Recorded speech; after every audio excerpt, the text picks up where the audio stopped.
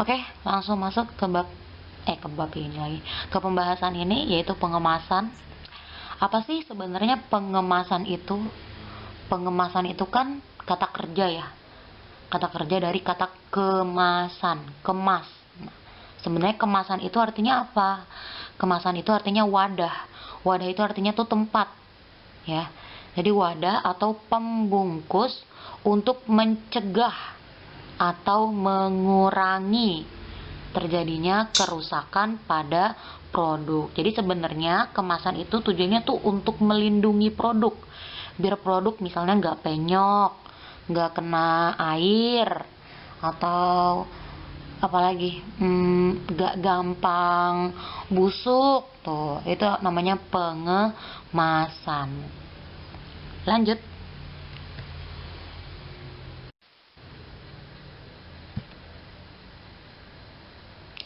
Tujuannya, apa sih tujuan dari pengemasan? Jadi tujuannya itu sebenarnya untuk keamanan dan kemanfaatan. Maksudnya keamanan tuh apa sih? Maksudnya misalnya untuk melindungi si produk dari kita bikin sampai nanti akhirnya dijual dan sampai ke tangan si konsumen. Jadi sebenarnya tujuannya tuh untuk itu, untuk melindungi si produknya. Terus yang kedua itu adalah untuk pemasaran. Maksudnya apa nih?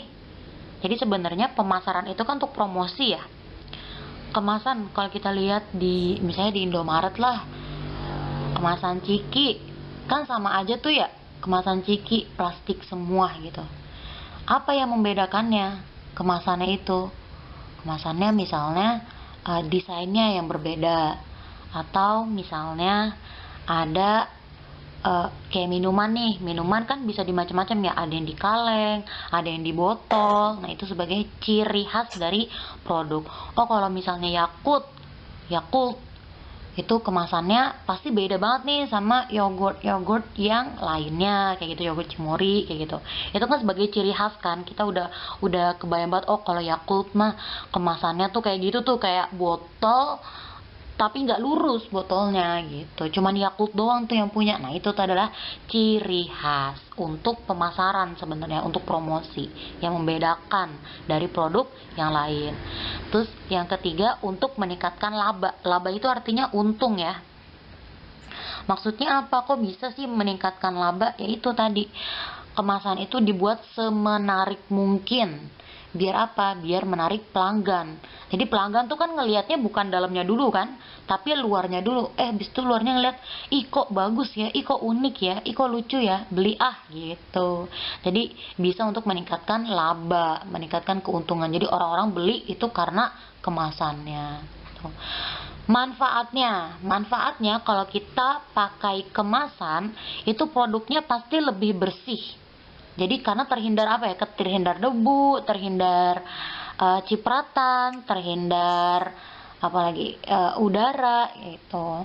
Dan dia pasti lebih menarik gitu. Coba kalian bayangin kalau misalnya kalian jual keripik, terus kalian gak pakai kemasan, ya udah keripik aja tuh, ditaruh di piring, nggak menarik kan orang ngelihatnya. Nah coba kalau misalnya keripiknya tuh ditaruh di wadah gitu, yang nanti wadahnya tuh lucu-lucu kalian bikin dengan desain yang unik-unik gitu kan, jadi kan bikin pelanggan itu tertarik untuk membeli. Terus kemudian tahan rusak. Jadi tahan, wah ini saya salah ini nih, salah ketik. Ini bukan tahan rusak ya, tapi tahan cuaca. Tolong diingat-ingat, ini tahan cuaca. Maksudnya nggak gampang. Kalau misalnya keripik nih nggak pakai kemasan, kita taruh aja di atas piring. Kalau misalnya kena udara terus kan ntar dia lama-lama melempem. Nah kayak gitu. Itu maksudnya tahan dari cuaca. Tuh. Terus manfaat yang kedua, dia sama nih kayak tujuan, dia ciri pembeda produk. Jadi manfaatnya itu adalah ciri khas. Jadi orang-orang langsung tahu nih, oh kalau misalnya produk apa ya, kayak tadi Yakult, oh kalau Yakult pasti bentuknya kayak gitu, kemasannya pasti kayak gitu. Kalau misalnya apalagi sih yang lucu-lucu tuh, Nyam-nyam. Tahu nggak sih kalian nyam-nyam? Nyam-nyam kan itu kan produknya kayak ya cuman si nyam-nyam yang punya gitu. Jadi pembeda dari produk-produk yang lain. Terus kemudian dia bisa sama kayak tadi tuh menambah daya tarik produk. Jadi karena kemasannya yang unik-unik, kemasan desainnya menarik gitu ya. Jadi orang-orang bakalan tertarik untuk membeli itu. Dan menambah nilai jual produk. Itu manfaatnya dari kemasan.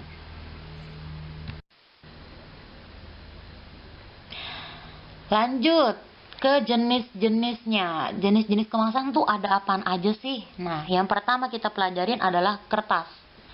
Gimana kalau kemasannya kertas? Nah, kertas itu adalah kemasan fleksibel. Yang pertama, fleksibel tuh artinya bisa digimana-gimanain ya, itu artinya fleksibel. Tuh. Sebelum ada plastik sama aluminium foil. Jadi orang-orang dulu tuh sebelum nemuin plastik sama aluminium foil, mereka pakainya kertas untuk mengemas produk. Tuh. Nah, kemasan dari kertas ini dia kelebihannya tuh murah. Ya, gampang kan kita ngelihat kertas di mana-mana, kertas kado tuh contohnya. Terus kertas buku tulis, bisa kertas gambar ya.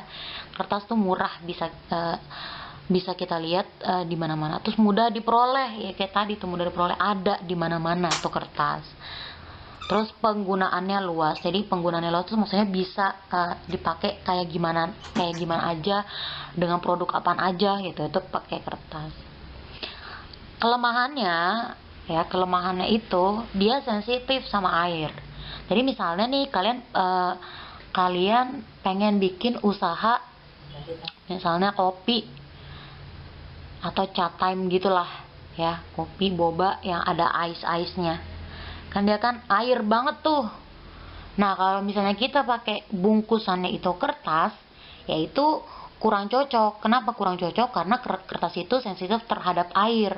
Kalau misalnya tiba-tiba esnya mengembun, kan itu kan nanti nembus ke kertasnya. Nanti kertasnya jadi melenyot, ya kan? Padahal sebenarnya fungsi dari kemasan itu adalah untuk menjaga produk gitu. Tapi kalau misalnya kemasannya rusak, produknya juga jadi gampang rusak kan gitu. Jadi dari kelemahannya ini kita bisa memilih-milih kira-kira kalau produknya ini cocok nggak ya pakai kertas gitu. Terus kemudian kelemahannya adalah mudah dipengaruhi kelembapan udara. Jadi misalnya kalau misalnya dia udaranya kering, kertasnya bakalan tetap terus kering. Tapi kalau misalnya udaranya lembab itu artinya ada kandungan airnya ya. Nah, itu tuh gampang melenyot. Tadinya harusnya kokoh gitu.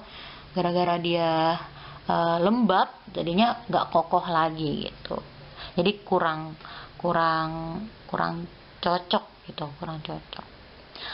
Kayak gimana sih bentuknya siapa? Kemasan kertas. Kita lihat slide selanjutnya. Kayak gini. Jadi ini kemasan kertas ya, tuh contohnya tuh paper bag. Paper bag itu kan dia dari kertas. Kokoh kan paper bag tuh. Cuman kalau misalnya kita isi air terus airnya tumpah ya, bolong dah tuh si paper bag gitu. Makanya paper bag ini kita pikir nih cocoknya untuk produk-produk yang kayak gimana ya si paper bag gitu. Ini juga nih sama nih paper bag yang banyak kita temuin warna coklat gitu doang. Lanjut ke jenis kemasan berikutnya, yaitu kemasan kayu ya. Kemasan kayu itu adalah bahan pengemas tertua.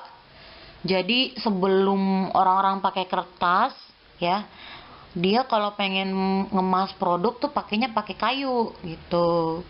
Produk apa yang dibungkus oleh kayu. Jadi zaman dulu nih secara tradisional itu kayu itu tuh untuk ngebungkus bahan antik, emas, keramik, dan kain.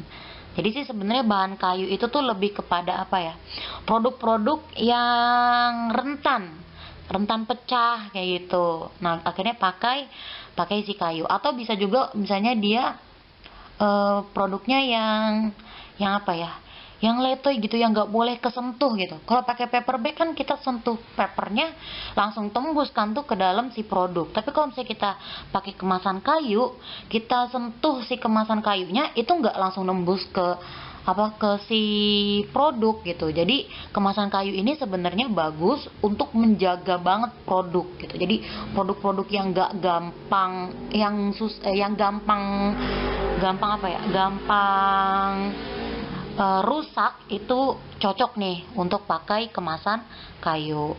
Nah, kayu ini dia itu adalah bahan baku pembuatan palet. Kalau kalian nggak tahu palet, palet itu yang biasanya ini nih di warung-warung kan abang-abang warungnya jualan telur ya. Nah, naruh telurnya tuh di mana? Di kayu tuh, di kayu yang kita sebut dengan palet gitu. Itu tuh palet.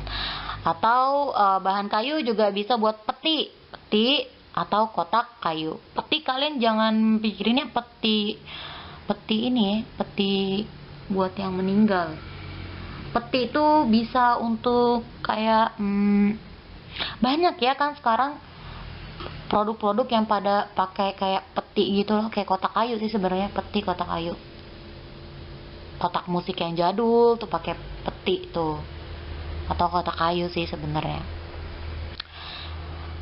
Kemasan kayu ini umum digunakan dalam transportasi perdagangan internasional. Kargo ya. Jadi abang paket nih, tapi abang paketnya pengennya antar internasional gitu. Mau ngirim, misalnya kalian pengen ngirim ke Korea gitu. Pengen kirim ke Korea. Nah, itu kan perjalanannya jauh banget tuh ya, perjalanannya jauh. Jadi dikirimnya ya kalau bisa tuh pakai kayu dikemasnya. Kenapa? Biar dia tahan lama produknya, nggak rusak. Coba aja kalian bayangin perjalanannya jauh. Terus produk yang dikirim itu bukan cuma produk kamu doang, tapi banyak dengan produk-produk lainnya. Karena kan kalau ke negara lain kan borongan kan ngirimnya. Berarti kan bayangin aja banyak banget produk-produk. Nah, biar dia kagak kesenggol-senggol, biar dia kagak cepet jatuh gitu. Makanya pakai kemasan kayu tuh. Nah, ini bisa ditransportasinya macam-macam ya, bisa dari pesawat, bisa dari apa tuh, kapal tuh, kargo ya sebutnya ya. Itu adalah kemasan kayu. Gimana penampakannya? Kita lihat kayak gini. Nah, yang sebelah kiri tuh yang disebut dengan palet kayak gitu tuh. Nah, sebenarnya kemasan kayu ini tuh lebih kepada apa ya, kemasan yang mewah gitu. Kenapa? Karena kemasan kayu ini kan tadi kan kuat kan. Jadi misalnya nih kalian udah bikin produk facial, terus sebenarnya kalian pakai kemasannya kemasan kertas. Nah, biar kemasan kertasnya ini nggak rusak, jadi kalian pakai kemasan kayu. Jadi sebenarnya kayu itu bisa dipakai untuk melindungi kemasan yang udah ada tuh, itu kemasan kayu. Makanya kemasan kayu ini kalau kita pakai itu, kalau kita beli online shop nih ya, terus kita pengen pakai kemasan kayu itu nambah lagi duitnya. Kenapa? Karena itu adalah sebuah kemewahan gitu. Sebuah kemewahan untuk menjaga kemasan lagi yang di dalamnya. Lanjut ke jenis selanjutnya, yaitu kemasan plastik. Nah, plastik ini yang paling banyak kita temuin. Semua di mana-mana hampir plastik. Kalau kita ke Indomaret, Ciki pakai plastik, ya kan? Terus apalagi botol-botol pakai plastik. Terus sampo, sabun pakai plastik gitu ya. Udah banyak banget di mana-mana tuh pakai plastik. Ke pasar pakai plastik gitu. Itu adalah yang paling banyak ditemuin, kemasan paling banyak ditemuin. Nah, plastik kalau untuk kerajinan nih, untuk PKWU kan kita PKWU-nya membuat bahan kerajinan ya. Itu biasanya menggunakan kemasan plastik akrilik gitu. Kalian tahu akrilik kayak gimana? Sebenarnya akrilik itu lapisan yang kaku dan keras ya. Kaku dan keras itu akrilik. Jadi dia tuh kayak semacam apa ya, bahan pelapis biar kemasannya tuh kaku dan keras. Nah, kalau kebanyakan akrilik yang sekarang kita lihat itu tuh kayak kaca tapi bukan kaca gitu. Nah, kalau kayak kaca tapi bukan kaca itu biasanya akrilik gitu. Jadi dia keras dan transparan. Inilah contoh kalau kita mengemas dengan plastik ya. Contohnya di kiri dan di kanan itu sama-sama plastik, terbuat dari plastik. Yang terakhir nih, selain kita bisa pakai jenis bahan yang ketiga tadi, nah kita juga bisa nih pakai bahan-bahan alam. Ya, pakai bahan-bahan alam nih. Coba kita lihat tuh. Itu kan bahan alam kan dianyam. Nah, kalau misalnya ya kita pakai pengemasan dengan bahan alam, itu kita taruhin silika anti jamur. Apa tuh silika anti jamur? Itu loh kalau misalnya kita beli sepatu nih. Kan nanti kan tiba-tiba ada bungkusan kecil kotak warna putih ya. Nah, itu adalah silika anti jamur. Nah, biar apa?